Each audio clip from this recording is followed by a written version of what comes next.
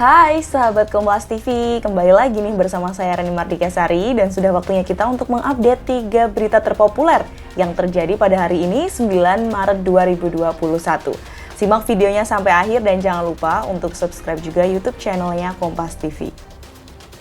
Kita awali top 3 hari ini dengan berita tim pengawal peristiwa pembunuhan TP3 anggota FPI bertemu dengan Presiden Joko Widodo di Istana Negara Jakarta.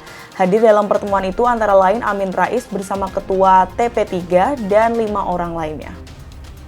Presiden didampingi Menko Polhukam Mahfud MD dan Mensesnek Pratikno. Dalam pertemuan itu, TP3 meyakini telah terjadi pelanggaran HAM berat pada kasus meninggalnya 6 anggota FPI dalam peristiwa yang terjadi di Tol Cikampek kilometer 50 akhir tahun lalu. TP3 menilai kasus ini bisa dibawa ke pengadilan HAM. Menko Polhukam Mahfud MD menyatakan Presiden Joko Widodo sebelumnya sudah meminta Komnas HAM bekerja independen dan transparan. Mahfud MD menambahkan jika tim pengawal tewasnya anggota FPI punya bukti kasus ini merupakan pelanggaran HAM berat, bisa disampaikan ke otoritas yang berwenang. Temuan Komnas HAM yang terjadi di Cikampek, Tol Cikampek kilometer 50 itu adalah pelanggaran HAM biasa. Pak Marwan Batubara tadi mengatakan mereka yakin 6 orang ini adalah warga negara Indonesia. Oke, kita juga yakin. Mereka adalah orang-orang yang beriman, kita juga yakin. Dan mereka juga yakin, Pak Marwan Batubara, telah terjadi pelanggaran HAM berat. Saya katakan, pemerintah terbuka. Kalau ada bukti mana pelanggaran HAM beratnya itu mana, sampaikan sekarang. Atau kalau enggak nanti sampaikan menyusul kepada Presiden. Bukti, bukan keyakinan. Karena kalau keyakinan kita juga punya keyakinan sendiri-sendiri bahwa peristiwa itu dalangnya si A, si B, si C. Kalau keyakinan. Tapi Komnas HAM sudah menyelidiki sesuai dengan kewenangan undang-undang, enggak ada. Apa? Pelanggaran HAM berat itu 3 syaratnya. 1, dilakukan secara terstruktur. Itu dilakukan oleh aparat secara resmi dengan cara berjenjang. Struktur itu berjenjang. Harus targetnya bunuh 6 orang yang melakukan ini, taktiknya begini, alatnya ini, kalau terjadi ini, larinya ke sini. Itu terstruktur. Sistematis. Ya, terstruktur sistematis. Juga jelas tahap-tahapnya. Perintah pengerjaan itu. Itu pelanggaran HAM berat. Masif.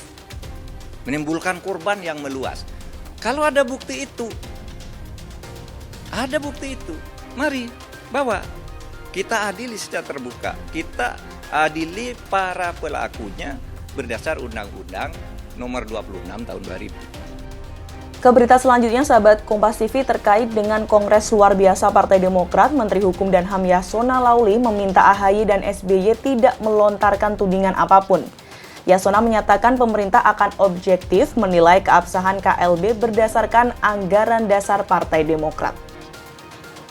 Menteri Hukum dan HAM Yasona Lauli menyatakan akan melakukan kajian jika kubu KLB Partai Demokrat mendaftarkan kepengurusan. Pemerintah akan melakukan penilaian berdasarkan aturan yang ada. Menkumham SBY dan AHY tidak melontarkan tudingan apapun terhadap sikap pemerintah atas adanya KLB Partai Demokrat yang berlangsung di Sumatera Utara yang menetapkan Muldoko sebagai ketua umum. Kalau KLB datang, kita akan menilai semuanya sesuai ADRT Partai Demokrat dan ketentuan perundang-undangan yang berlaku. Itu yang penting.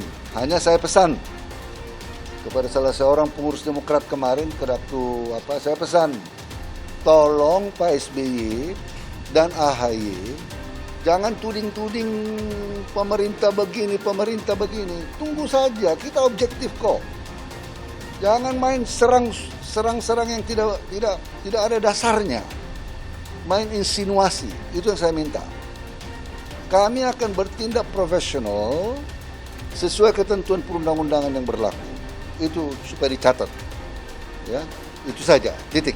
Ya. Kita ke berita terakhir, sahabat Kompas TV. Badan Pengawas Obat dan Makanan BPOM mengeluarkan izin Emergency Use Authorization atau penggunaan masa darurat untuk vaksin AstraZeneca.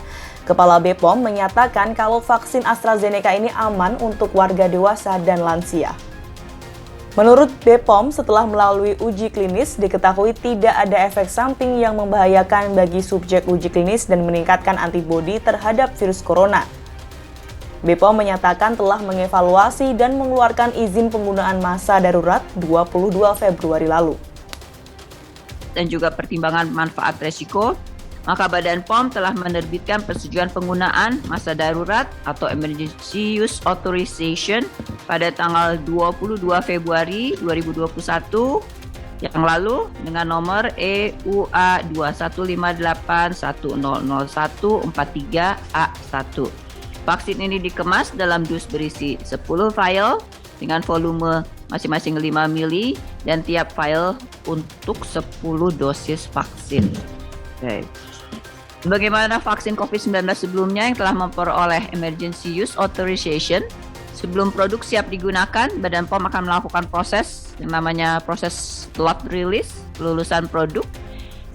Dan setelah diberikan pelulusan produk, yaitu artinya adalah memastikan aspek mutu atau stabilitas dari mutu, maka vaksin tersebut siap untuk digunakan dalam program vaksinasi. Nah, sahabat Kompas TV, itu tadi 3 berita terpopuler yang terjadi pada hari ini. Jangan lupa untuk like, komen, dan share videonya. Dan saya ingatkan lagi untuk subscribe juga YouTube channel Kompas TV. Dan kalau sudah, jangan lupa untuk klik tombol lonceng agar tidak ketinggalan update terkini dari YouTube channel Kompas TV. Saya Reni Mardika Sari pamit, tetap jaga kesehatan dan sampai jumpa.